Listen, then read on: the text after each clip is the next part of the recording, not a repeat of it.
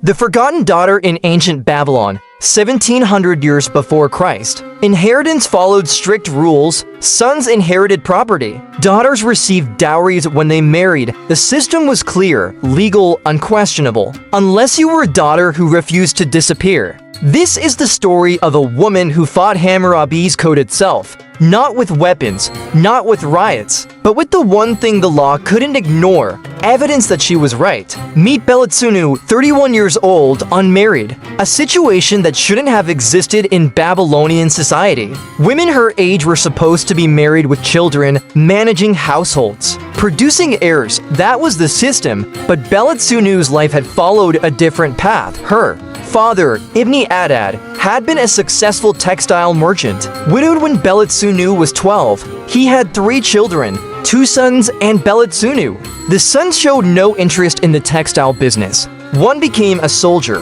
one became a priest. Both honorable, neither interested in trade. Belitsunu, however, showed natural talent at 14. She could calculate profit margins faster than her father's accountants. At 16, she was negotiating with suppliers. At 20, she was managing the entire business while her father's health declined. For 11 years, she ran the textile operation, expanded it, increased profits, maintained supplier relationships, hired workers, made the business decisions. Her father's name was on the documents, but everyone in Babylon's textile trade knew the truth. Belitsunu was the merchant. Her father knew it too. As his health worsened, he made a decision. He wrote a will, standard practice, except his will wasn't standard at all.